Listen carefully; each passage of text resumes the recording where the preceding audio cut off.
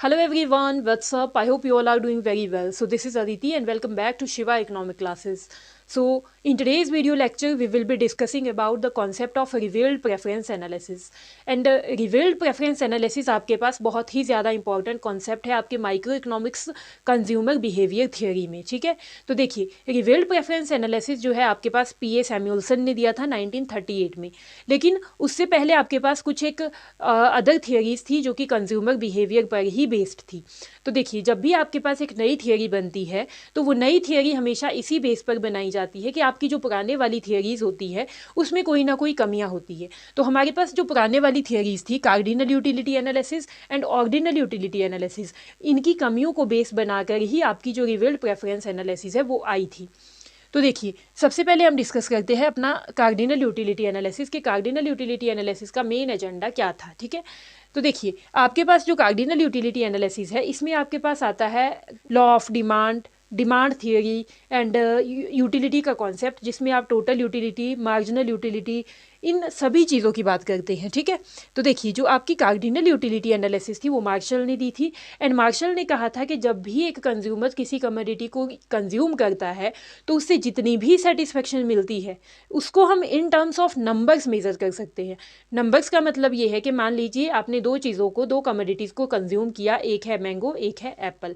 अब मैंगो आपको ज़्यादा पसंद है तो मैंगो से आप कहोगे कि मुझे मैंगो को कंज्यूम करने से 100 के इक्वल जो है सेटिस्फेक्शन मिली है, एंड एप्पल आपको थोड़ा सा कम पसंद है और फिर आप कहोगे कि एप्पल को कंज्यूम करने से मुझे 50 के इक्वल सेटिस्फेक्शन मिली है। ये कहते थे हमारे मार्शल इन कार्डिनल यूटिलिटी एनालिसिस कि हम जो है अपनी सेटिस्फेक्शन को in terms of numbers measure कर सकते हैं, क्वांटिटेटिव यूनिट्स में मेज़र कर सकते हैं, ठीक है। लेकिन जब आपके पास ऑर्डिनल यूटिलिटी एनालिसिस आई तो ऑर्डिनल यूटिलिटी एनालिसिस का जो कॉन्सेप्ट था वो हिक्स एंड एलन ने दिया था। उन्होंने क्या कहा, उन्होंने कहा कि आपके पास ऐसा कभी पॉसिबल नहीं हो सकता कि हम अपनी सेटिस्फेक्शन को जो है in terms of numbers measure कर सके। अपनी सेटिस्फेक्शन को हम नंबर्स में मेज़र नहीं कर सकते, बल्कि हाँ हम एक ऑर्डर दे सकते हैं, रैंकिंग दे सकते हैं। हम ये कह सकते हैं कि हमें फर्स्ट नंबर पे ये वाली चीज़ पसंद है एंड सेकंड नंबर पे मुझे ये वाली चीज़ पसंद है, ठीक है। मान लीजिए आपको फर्स्ट नंबर पे मैंगो पसंद है तो आप कहोगे कि यस फर्स्ट ऑर्डर पे मुझे मैंगो पसंद है एंड सेकंड पे मुझे एप्पल पसंद है, ठीक है। तो ये है आपके पास ऑर्डरिंग का कॉन्सेप्ट, या फिर हम कह सकते हैं कि आपका जो ऑर्डिनल यूटिलिटी एनालिसिस का कॉन्सेप्ट। अब जो ऑर्डिनल यूटिलिटी का कॉन्सेप्ट है इसमें आपके पास कौन कौन सी चीज़ें आती है, इसमें आता है आपके पास इंडिफरेंस कर्व एनालिसिस। तो इंडिफरेंस कर्व एनालिसिस आपके पास क्या बताता है कि इंडिफरेंस कर्व होता है आपके पास, मैंने पहले भी बताया था कि indifference curve shows the various combination of two goods which gives the same level of satisfaction to a consumer. मतलब जब कोई कंज्यूमर जो है दो कमोडिटीज को कंज्यूम करता है तो जितनी सेटिस्फेक्शन मिलती है वो इक्वल लेवल ऑफ सेटिस्फेक्शन होती है। ऐसा नहीं है कि एक कमोडिटी को कंज्यूम करने से ज़्यादा सेटिस्फेक्शन मिलेगी, दूसरी से कम सेटिस्फेक्शन मिलेगी। तो कहने का मतलब ये है कि जितने भी पॉइंट्स आपके इंडिफरेंस कर्व पर बनते हैं वो आपके पास सेम लेवल ऑफ सेटिस्फेक्शन को शो करते हैं, ठीक है। तो जब आपके पास सेम लेवल ऑफ सेटिस्फेक्शन को शो होगा तो सेम लेवल का मतलब ये है कि ऐसा कंज्यूमर को खुद ही नहीं पता कि कौन सी कमोडिटी को कंज्यूम करने से उसे ज़्यादा सेटिस्फेक्शन मिली है एंड कौन सी कमोडिटीज़ को कंज्यूम करने से उसे कम सेटिस्फेक्शन मिली है, ठीक है। जब उसे खुद पता नहीं है तो उसको हम बोलते हैं कॉन्सेप्ट ऑफ वीक ऑर्डरिंग, ठीक है। वीक ऑर्डरिंग का मतलब होता है कि कंज्यूमर जो है इंडिफरेंट है, उसे पता ही नहीं है कि कौन सी चीज़ लेने से उसको ज़्यादा अच्छा लगता है, कौन सी चीज़ लेने से उसे थोड़ा कम अच्छा लगता है, ठीक है ना। तो इसे हम कहते हैं वीक ऑर्डरिंग का कॉन्सेप्ट। अब ये जो वीक ऑर्डरिंग का कॉन्सेप्ट है यही आपके पास मेन एजेंडा है आपके रिवेल्ड प्रेफरेंस एनालिसिस का। अब जो रिवेल्ड प्रेफरेंस एनालिसिस है वो आपके पास पी ए सैमुअल्सन ने दी थी 1938 में, एंड उन्होंने क्या कहा था, उन्होंने कहा था कि ये जो वीक ऑर्डरिंग का कॉन्सेप्ट है ये रियलिटी में एग्जिस्ट नहीं करता। क्यों?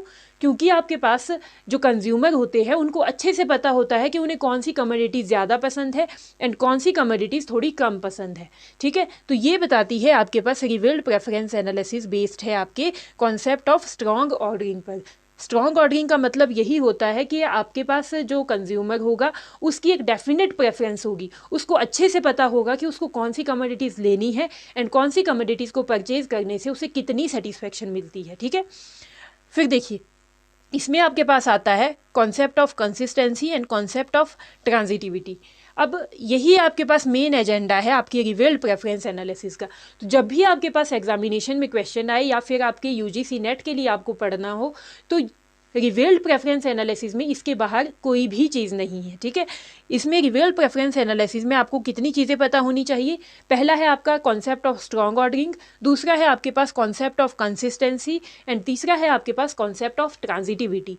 तो हमने स्ट्रॉन्ग ऑर्डरिंग के बारे में अभी देख लिया है। अब हम देखते हैं concept of consistency and concept of transitivity, ठीक है। चलिए, concept of transitivity and consistency को देखने से पहले हम थोड़ा सा डेफिनेशन देख लेते हैं अपने रिवील्ड प्रेफरेंस एनालिसिस की। देखिए, revealed preference theory is an economic concept that shows consumer preference based on the goods they purchases under various prices and income scenarios. Simple सी बात यही है जो मैंने अभी आपको समझाया कि ऐसे वेरियस कॉम्बिनेशन को शो करता है जो कि आपके पास different level of income and different level of prices पे एक कंज्यूमर जो है परचेज करता है। लेकिन यहाँ क्या देखना है आपने, मेन चीज़ आपके पास क्या है, मेन चीज़ है आपके पास कंज्यूमर प्रेफरेंस। कंज्यूमर प्रेफरेंस मतलब कि एक स्ट्रॉन्ग प्रेफरेंस होगी, कंज्यूमर को पता होगा कि कौन कौन सी चीज़ें लेने से उसे कितनी कितनी सेटिस्फेक्शन मिलती है, ठीक है। तो देखिए, अभी हमने जो concept of weak ordering and concept of strong ordering पढ़ा था, उसको हम थोड़ा सा डायग्रामेटिकली देखते हैं कि आपके पास जो वीक ऑर्डरिंग है वो क्या कहता है। देखिए, ये है आपके पास OX, ये है आपके पास OY, ठीक है। एक्स पर आपकी एक्स कमोडिटी है, वाई पर आपकी वाई कमोडिटी है, ठीक है। अब देखिए, मैंने आपको बताया था वीक ऑर्डरिंग का कॉन्सेप्ट आपके इंडिफरेंस कर्व में आता है। तो इंडिफरेंस कर्व का जो स्लोप होता है वो होता है convex to the origin and this is indifference curve. अब देखिए, इंडिफरेंस कर्व में मैंने आपको बताया है कि यहाँ पे इस इंडिफरेंस कर्व पे बहुत सारे पॉइंट्स बनते हैं। मान लीजिए ये यहाँ पे आपके 5 पॉइंट्स है, point A, point B, C, D and E, ठीक है। अब जो वीक ऑर्डरिंग का कॉन्सेप्ट है वो क्या कहता है, वो कहता है कि कंज्यूमर जो है A पर भी उतनी ही सेटिस्फेक्शन में है जितनी कि E पर है। कंज्यूमर को जितनी सेटिस्फेक्शन E पॉइंट से मिलती है उतनी ही सेटिस्फेक्शन B पॉइंट को कंज्यूम करने से मिलती है। मतलब आपकी हर एक पॉइंट में जितनी भी कमोडिटीज़ को कंज्यूम किया जाता है उनसे आपको इक्वल सेटिस्फेक्शन मिलेगी, किसी से कम नहीं मिलेगी, किसी से ज़्यादा नहीं मिलेगी, ठीक है। तो ये है आपके पास कॉन्सेप्ट ऑफ वीक ऑर्डरिंग। अब जो स्ट्रॉन्ग ऑर्डरिंग होता है वो क्या कहता है वो हम देखते हैं अभी, ठीक है। ये है आपके पास OY, ये है आपका OX एंड ये है आपके पास आपकी बजट लाइन। मैंने आपको पहले एक वीडियो में बजट लाइन का कॉन्सेप्ट समझाया है, तो अगर आपने वो वीडियो ना देखी हो तो प्लीज़ पहले वो वीडियोस देख लीजिए, उसके बाद ही आपको ये बजट लाइन वाला कॉन्सेप्ट यहाँ समझ आएगा, ठीक है। तो ये है आपके पास बजट लाइन PP, ओके। तो मान लीजिए एक कंज्यूमर जो है पॉइंट A पर, ये आपका पॉइंट A है एंड ये आपका पॉइंट B है एंड मान लीजिए यहाँ पे पॉइंट C है, ठीक है। देखिए, मैंने आपको बताया था कि बजट लाइन के ऊपर या बजट लाइन के अंदर जो है कोई भी कॉम्बिनेशन परचेज किया जा सकता है। क्यों? क्योंकि वो हमारे बजट में है एंड बजट लाइन के बाहर जो है कोई भी कॉम्बिनेशन ऑफ कमोडिटी परचेज नहीं किया जा सकता। क्यों? क्योंकि वो हमारे बजट के बाहर है, उतनी हमारी इनकम ही नहीं है। तो मान लीजिए कि यहाँ पे एक कॉम्बिनेशन है पॉइंट D। अब हम देखते हैं कि मान लीजिए कि एक कंज्यूमर आपका पॉइंट A पर सेटिस्फेक्शन में है, वो इतनी कमोडिटीज़ को परचेज करता है जिससे उसे सेटिस्फेक्शन मिलती है। ये है OX की है X1 कमोडिटी एंड OY की है Y1 कमोडिटी। तो X कमोडिटी की OX1 क्वांटिटी परचेज करने से एंड Y कमोडिटी की OY1 कमोडिटी परचेज करने से कंज्यूमर को सेटिस्फेक्शन मिलती है। तो जब आपका कंज्यूमर पॉइंट A पर सेटिस्फेक्शन में है उस वक्त वो पॉइंट C के बारे में नहीं सोचेगा या पॉइंट D के बारे में नहीं सोचेगा। मतलब जब तक आपके कंज्यूमर्स के पास A पॉइंट अवेलेबल है, जब तक उसके पास A वाला कॉम्बिनेशन मौजूद है, तब तक वो किसी दूसरे कॉम्बिनेशन के बारे में नहीं सोचेगा। क्यों? क्योंकि इसी पर उसकी डेफिनेट प्रेफरेंस है। उसको पता है कि मुझे A को परचेज करना है एंड A को परचेज करने से ही मुझे सबसे ज़्यादा सेटिस्फेक्शन मिलती है। तो ये है आपके पास स्ट्रॉन्ग ऑर्डरिंग एंड इसे ही आप कहते हो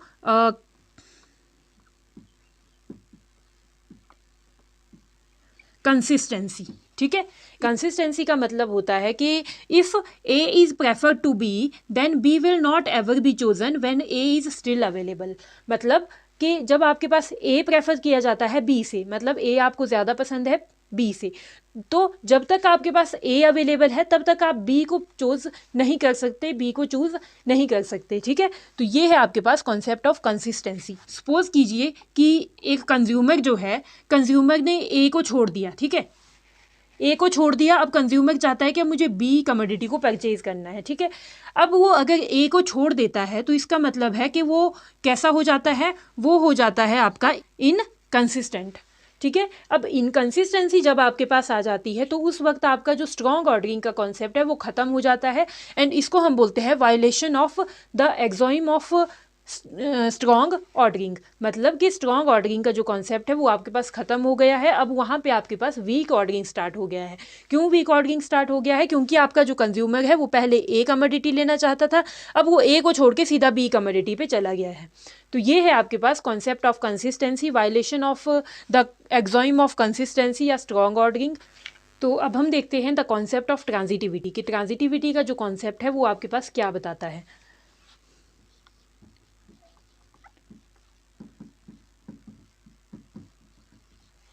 ट्रांजिटिविटी, देखिए ट्रांजिटिविटी का कॉन्सेप्ट आपके पास बताता है इनडायरेक्ट रिवील्ड प्रेफरेंस को, इसलिए हम इसको इनडायरेक्ट रिवील्ड प्रेफरेंस भी बोलते हैं।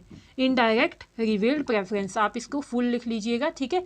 इनडायरेक्ट रिवील्ड प्रेफरेंस इसको बोलते हैं। अब देखिए ट्रांजिटिविटी का कॉन्सेप्ट आपके पास क्या बताता है। मान लीजिए आपके पास एक कॉम्बिनेशन है ए, ठीक है, एक कॉम्बिनेशन है बी, ठीक है, एंड एक कॉम्बिनेशन है आपके पास सी। अब जो ए कॉम्बिनेशन है वो आपको बी से अच्छा लगता है एंड बी कॉम्बिनेशन आपको सी से अच्छा लगता है। इट मीन्स कि आपका जो ए कॉम्बिनेशन है वो आपको सी से भी अच्छा लगेगा। क्यों? क्योंकि ये आपको बी से भी अच्छा लगता है, इसका मतलब है कि ये आपको सी से भी ज़्यादा अच्छा लगेगा। मतलब if A is prefer to B and B is prefer to C, then A will automatically be prefer to C.